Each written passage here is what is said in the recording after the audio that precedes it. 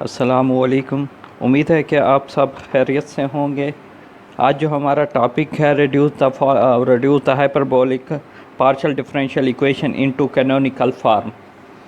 हमने पिछली दफ़ा जो पढ़ा था वर्किंग रूल पढ़ा था कैनोनिकल फार्म में कन्वर्ट करने का पार्शियल डिफरेंशियल इक्वेशन को। 4 स्टेप थे। फर्स्ट स्टेप में हम क्या करते थे, करैक्टरिस्टिक इक्वेशन निकालते थे। स्टेप 2 में इंटीग्रेट करते थे, जो हमारे पास करैक्टरिस्टिक इक्वेशन आ जाती थी उसको क्या करते थे हम इंटीग्रेट। स्टेप 3 में हमने क्या किया था, change the independent variable x and y into xi and eta. फिर स्टेप 4 में हम क्या करते थे, u x x u y y u x and u y की वैल्यू निकालते थे, और जो हमारे पास गिवन पार्शियल डिफरेंशियल इक्वेशन होती थी उसमें हम क्या करते थे, पुट कर लेते थे। फिर हमारे पास क्या हो जाती थी, canonical farm partial differential equation की निकल आती थी। जैसे हमारे पास अब क्वेश्चन करते हैं hyperbolic partial differential equation into canonical form. Let करते देखिए, हमारे पास एक क्वेश्चन गिवन है, u x x is equal to x square u y y. Equation number हमने इसको 1 का नाम दे दिया। हमने अब क्या करते थे, पहले कोफिशिएंट निकालते थे ए बी सी। वो किस तरह निकालते थे, हमारे पास जो जनरल इक्वेशन थी पार्शियल डिफरेंशियल इक्वेशन की, जो जनरल इक्वेशन थी a u x x plus u b u x y plus c u y y and plus d into u x plus e u y plus f u is equal to g. फिर हम क्या करते थे, इसके साथ अब इसके compare करेंगे। यू एक्स एक्स के साथ कोफिशिएंट कुछ नहीं है, तो इसका मतलब है ए की वैल्यू हमारे पास क्या आ जाएगी, 1 आ जाएगी। अब देखें बी यू एक्स वाई तो है नहीं, बी की वैल्यू क्या हो जाएगी, 0 हो जाएगी फिर हमारे पास। इसी तरह देखें, जब ये इधर पॉजिटिव है दूसरी साइड पर ले जाएंगे तो minus x square u y y हो जाएगा, तो वो हमारे पास सी कोफिशिएंट जो आ जाएगा वो क्या हो जाएगा, माइनस एक्स स्क्वायर का। हम क्लासिफिकेशन करैक्टरिस्टिक इक्वेशन निकालने से पहले हम क्लासिफिकेशन हम चेक करते थे कि ये हाइपरबोलिक है, पैराबोलिक है या एलिप्टिक्स है। उसके लिए हम डिस्क्रिमिनेंट इक्वेशन लेते थे। वो इक्वेशन हमारे पास क्या थी, बी स्क्वायर माइनस 4ac। हम b की वैल्यू पुट करते हैं 0, 4ac। a क्या हमारे पास 1 है और c क्या है, माइनस एक्स स्क्वायर। देखिए ये हमारे पास 4x स्क्वायर पॉजिटिव आए ग्रेटर देन 0 होगा, तो ये क्या हो जाएगी, इक्वेशन हमारे पास हाइपरबोलिक इक्वेशन हो जाएगी। प्रीवियस लेक्चर में मैंने बताया था कि जो करैक्टरिस्टिक इक्वेशन कैसे निकालते हैं वो आपको मैं बताऊंगा अब आज के लेक्चर में, कि पहले हाइपरबोलिक हुई तो उसकी करैक्टरिस्टिक इक्वेशन, एलिप्टिक्स हुई तो उसकी करैक्टरिस्टिक इक्वेशन कैसे निकालनी है। तो हमारे पास जनरल इक्वेशन इस टाइप्स की होती है, a z x x plus b z x y plus c z y y is equal to g x y z x और वाई का फंक्शन हो सकता है पार्शियल डेरिवेटिव। अच्छा, हमने अब क्योंकि हमारा जो क्वेश्चन है हमने चेक किया वो हाइपरबोलिक क्वेश्चन है, तो हम क्या करते हैं, हाइपरबोलिक उस वक्त होता है कि अगर बी स्क्वायर माइनस 4ac क्या हो जाए, ग्रेटर देन 0 आ जाए। ग्रेटर देन 0 एक केस ये हो सकता है, ग्रेटर देन 0 उस वक्त हो सकता है या तो a भी 0 हो जाए और सी भी 0 हो जाए। तो बी स्क्वायर जो क्योंकि स्क्वायर लेंगे तो वो हमेशा क्या हो जाएगा, ग्रेटर देन 0। तो हम कैसे लेते हैं, अगर ए को हम क्या पुट करते हैं 0 और सी को क्या पुट कर देते हैं 0। ए को 0 पुट करते हैं तो ए का कोफिशिएंट, हमने ए को जब कन्वर्ट किया था कैनोनिकल फॉर्म में higher order partial linear differential equation को, तो हमारे पास ए की जो इक्वेशन आई थी वो किस टाइप की आई थी, a xi square x plus b xi x into xi y plus c xi square y is equal to, अब क्योंकि हमने ए को 0 के इक्वल पुट कर दिया तो इसे 0 के इक्वल पुट करते हैं, ये इक्वेशन नंबर 1 हो जाएगी हमारे पास।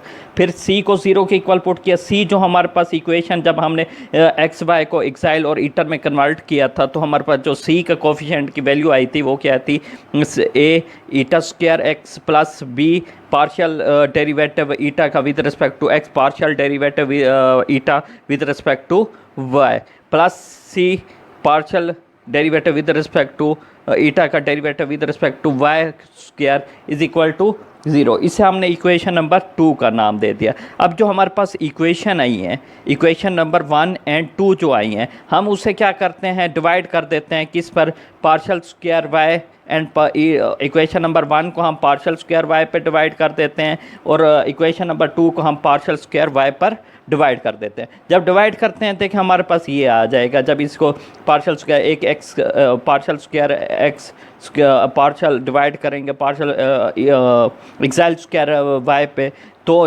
डिवाइड करेंगे होल की पावर हमने क्या कर दिया 2 बना दिया है। जब इस पर डिवाइड करेंगे तो एक स्क्वायर में से एक कैंसिल हो जाएगा, तो ये क्या आ जाएगा partial derivative with respect to x partial derivative xi का with respect to y, plus इधर से ये स्क्वायर कैंसिल हो जाएंगे। फिर जब इसे ईटा स्क्वायर पे डिवाइड करेंगे तो हमारे पास ये इक्वेशन आ जाएगी। इसे इक्वेशन 3 का नाम दे दिया, इसे इक्वेशन 4 का नाम दे दिया। हम क्या करते हैं total derivative xi long constant xi x y आ जाए तो हम उसका टोटल डेरिवेटिव, क्योंकि पार्शियल डेरिवेटिव है पार्शियल एक्साइल क्योंकि एक्स और वाई का फंक्शन है, तो डी एक्साइल हम ऐसे लिख सकते हैं xi derivative with respect to xi का partial derivative with respect to x into d x plus xi का derivative partial derivative with respect to y into d y is equal to zero. अब देखें इससे हम ये क्योंकि zero के equal है, ये इधर ये प्लस का दूसरी साइड पे ले जाएंगे माइनस का हो जाएगा, इधर क्या डी एक्स उधर जाके मल्टीप्लाई हो रहा होगा, इधर आके डिवाइड हो जाए। तो हमारे पास हम कैसे लिख सकते हैं इस इक्वेशन को, कैसे लिख सकते हैं d y over d x is equal to minus xi partial xi derivative with respect to x upon partial derivative xi with respect to y. Similarly फिर हमने इसी को फिर इसी तरह अगर हम इसे ईटा ले लें, ईटा एक्स वाई का फंक्शन और कांस्टेंट, तो उसका पार्शियल डेरिवेटिव को हम इसी तरह ईटा की फॉर्म में भी, ये एक्साइल की फॉर्म थी तो ईटा की फॉर्म में इस तरह का आ जाएगा d y over d x is equal to minus eta x upon partial derivative eta y. फिर हम इन्हें क्या करते हैं इन रिज़ल्ट को डी वाई और डी एक्स को हम क्या करते हैं या 3 में पुट करते हैं या 4 में, तो हमारे पास जो इक्वेशन आ जाएगी वो ये क्वाड्रेटिक इक्वेशन आ जाएगी, क्वाड्रेटिक इक्वेशन की फॉर्म में आ जाएगी। वो क्या होगी a into d y over d x square minus b into d y over d x plus c is equal to 0 की फॉर्म में आ जाएगी। ये क्या हो गया, अब ये मैंने आपको तरीका बता दिया था कि कैरेक्टरिस्टिक इक्वेशन हाइपरबोलिक की कैसे निकालते हैं। अब हम अपने क्वेश्चन की तरफ आ जाते हैं। हमारे पास क्वेश्चन जो हमें गिवन था, हमने क्या किया था उसको चेक किया था, ये हाइपरबोलिक इक्वेशन है। तो इसकी जो हमने कैरेक्टरिस्टिक इक्वेशन निकाली थी वो अब d y over d x को स्क्वायर को जो क्योंकि सेकेंड ऑर्डर क्वाड्रेटिक इक्वेशन थी, हम उसे लैम्डा स्क्वायर भी लिख सकते हैं माइनस बी लैम्डा प्लस सी भी लिख सकते हैं। अब देखें हमने ए की वैल्यू हमारे पास क्या आई है 1 आई है, इधर हमने 1 पुट कर दिया। बी की वैल्यू हमारे पास कुछ नहीं है 0 है तो 0 पुट कर दिया। सी की वैल्यू हमारे पास माइनस एक्स स्क्वायर है, तो ये lambda square minus x square इधर माइनस का दूसरी साइड पे जाएगा तो प्लस का हो जाएगा। फिर स्क्वायर रूट लेंगे, लैम्डा हमारे पास जो आ जाएगा वो प्लस माइनस एक्स, जो हमारे पास रूट्स आ गए हैं वो 2 रूट्स आ गए हैं उसे प्लस माइनस एक्स। हम फिर इस इक्वेशन नंबर 2 का नाम दे देते हैं। ये हमारे पास क्या हो गया कैरेक्टरिस्टिक इक्वेशन आ गई। हम फर्स्ट इक्वेशन को डी वाई ओवर जो फर्स्ट रूट था उसे d y over d x plus is equal to x के इक्वल पुट कर दिया, और दूसरे रूट को क्योंकि हमने वो इक्वेशन निकाली थी, हमने जब इसकी कैरेक्टरिस्टिक इक्वेशन निकाली थी तो ये क्या था d y over d x square था, d y over d x. तो इसी फॉर्म में जो आएगी करेक्टर उसे जो रूट्स आएंगे उसी में पुट करने हैं d y over d x is equal to minus x. अब स्टेप 2 क्या होता था, हम इंटीग्रेट करते थे कैरेक्टरिस्टिक इक्वेशन को बोथ साइड पे। अब इंटीग्रेट करें तो ये हमारे पास है रूट्स को दोनों को इंटीग्रेट ये सेपरेबल करेंगे d y over d x is equal to x d x दूसरी साइड पे चला जाएगा मल्टीप्लाई हो जाएगा। इंटीग्रेट करेंगे तो ये y आ जाएगा, इसकी इंटीग्रेट करेंगे तो एक्स स्क्वायर अपॉन 2 आ जाएगा प्लस C1 कांस्टेंट। फिर हम इधर से C1 कांस्टेंट की वैल्यू निकालते थे, जैसे हमने पिछले लेक्चर में, इधर प्लस का है तो दूसरी साइड पे जाएगा माइनस का। तो C1 को हम किसका एक्साइल, पहले जो कांस्टेंट फर्स्ट कांस्टेंट था उसे हमने एक्साइल का नाम दे दिया एक्साइल। अब इसी तरह क्योंकि हमें उसमें जनरल इक्वेशन में पुट करने के लिए हमारे पास एक्साइल की डेरिवेटिव पार्शियल डेरिवेटिव एक्स भी चाहिए, तो इसका निकाल लेते हैं अभी से ही। पार्शियल डेरिवेटिव एक्स लेंगे तो ये y 0 हो जाएगा, पावर पहले पावर में से कम करेंगे तो 2 से कैंसिल हो जाएगा। एक्साइल का derivative with respect to x minus x आ जाएगा। इसी तरह सेकंड डेरिवेटिव लेंगे तो वो -1 आ जाएगा। इसका इसका partial derivative with respect to y लेंगे तो 1 आ जाएगा, ये x कांस्टेंट हो जाएगा 0। सेकंड डेरिवेटिव y लेंगे तो ये किसके इक्वल आ जाएगा, आपके पास 0 के इक्वल आ जाएगा।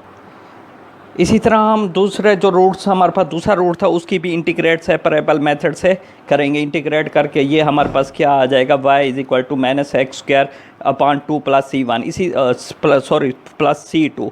तो हम क्योंकि C1 आ चुका है तो इसे हम क्या नाम दे देते हैं, C2। इसी तरह C2 को कांस्टेंट, ये इधर प्लस माइनस के दूसरी साइड पे, अब C2 जो कांस्टेंट था हम क्या करते थे, उसे ईटा का नाम दे देते थे। अब इसे ईटा का, अब ईटा का क्योंकि हमें पुट करनी है इक्वेशन में, तो ईटा का विद रिस्पेक्ट टू x भी डेरिवेटिव चाहिए, double partial derivative with respect to second order derivative with respect to x चाहिए, वो 1 के इक्वल आ जाएगा। इसी तरह ईटा का partial derivative with respect to y 1 आ जाएगा, सेकंड डेरिवेटिव लेंगे तो वो 0 आ जाएगी क्योंकि 1 कांस्टेंट है, 1 का डेरिवेटिव 0। स्टेप 3 में हम क्या करते थे, जो हमारे पास change the independent variable x and y into xi and eta. तो हमने क्या करना है, जहाँ जहाँ x y था उधर हम क्या करते थे, ईटा और एक्साइल और ईटा की वैल्यू पुट कर देते थे। इसी तरह हमने जब एक्साइल और ईटा, ये मैंने स्टेप वर्किंग रूल में बताया था कि जो एक्साइल और ईटा में पुट करते हैं वो स्टेप मैंने इधर नहीं लिखे, डायरेक्ट इसकी वैल्यू लिख दी है।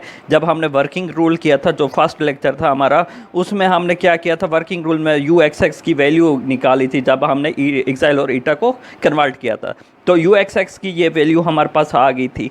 और इसी तरह अब हम क्या करते हैं, इनकी वैल्यू पुट कर देते इधर। क्योंकि U फंक्शन था एक्साइल और ईटा का, तो हम इसे अब क्या करते हैं, एक्साइल का derivative partial with respect to x की वैल्यू हमारे पास -x² थी।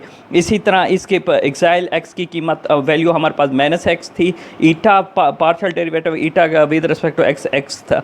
इसी तरह फिर इसकी वैल्यू क्या आई थी, x पार्शियल एक्साइल का second order derivative with respect to x वो -1 के इक्वल था। Partial derivative u with respect to eta वो किसके इक्वल हमारे पास क्या था, 1 के इक्वल था। ये हमारे पास इसकी वैल्यू क्या आ जाएगी, 1 के इक्वल आ जाएगी। इसे सिंप्लीफाई करेंगे, पुट करेंगे, ये प्लस है माइनस में हो जाएगा। ये सिंप्लीफाई करके इसे हमने इक्वेशन नंबर 5 का नाम दे दिया। इसी तरह हमने जब कन्वर्ट किया था u y की वैल्यू आई थी, मैंने डायरेक्ट वैल्यू लिख दी है क्योंकि ये वर्किंग रूल में ऑलरेडी मैं करवा चुका हूँ आपको ये वैल्यू डायरेक्ट, क्योंकि इसके नंबर वर्किंग रूल में आपको पता होना चाहिए कि ये निकलती कैसी है। इसके नंबर नहीं होते, बस सिर्फ याद रखनी होते हैं, इसके आपने स्टेप नहीं करने होते सॉल्व कर। फिर हमने इसकी वैल्यू इसी तरह वैल्यूज़ पुट कर दी हैं जो हमने पीछे इधर से निकाली थी डेरिवेटिव। जब वैल्यू पुट किया, सिंप्लीफाई किया, जो हमारे पास जो इक्वेशन आ जाएगी u xi plus 2u xi eta plus u eta eta, इसे सिंप्लीफाई, इसे हमने इक्वेशन 6 का नाम दे दिया। अब देखें हमने UXX हमारे पास जो क्वेश्चन था वो ये था, तो हमने UXX की वैल्यू भी निकाल ली है, UYY की भी वैल्यू निकाल ली है। तो हम क्या करते हैं, इससे जो हमने UXX निकाला UYY को इस इक्वेशन में पुट कर देते हैं। जब पुट करते हैं ये वैल्यू, इस UXX की ये वैल्यू आ गई हमारे पास एंड UYY की ये वैल्यू आ गई है। अब जब पुट कर लिया, अब ये सिंप्लीफाई करते हैं, ये इधर मल्टीप्लाई होगा तो इसे मल्टीप्लाई इससे भी हो जाएगा, इससे भी हो जाएगा, इससे जब मल्टीप्लाई होगा ये इक्वल हैं, ये आपस में क्या हो सकते हैं, कैंसिल हो सकते हैं। ये इक्वल हैं ये आपस में, क्योंकि इधर प्लस के दूसरी साइड पे जाएंगे तो ये माइनस के हो जाएंगे, ये कैंसिल। जो हमारे पास इक्वेशन आ जाएगी -u xi plus u eta is equal to 2x² u xi eta plus 2x² u xi eta minus u xi u eta. देखें हमारे पास अब क्या आ गया, 4x² u into u xi eta is equal to u eta minus u xi. अब क्या करते हैं, हम x² की वैल्यू निकाल सकते हैं इधर से। देखें एक्साइल हमारे पास जो था वो किसके, हमने कांस्टेंट C1 को एक्साइल का नाम दिया था और कांस्टेंट C2 को ईटा का नाम दिया था। अब इस इक्वेशन नंबर 1 और 2 को यूज़ करते हुए हम क्या कर सकते हैं, x² की वैल्यू निकाल सकते हैं। कैसे, इक्वेशन 2 को माइनस करते हैं इक्वेशन 1 में, जब माइनस करेंगे तो ये कैंसिल, ये माइनस माइनस प्लस हो जाएगा।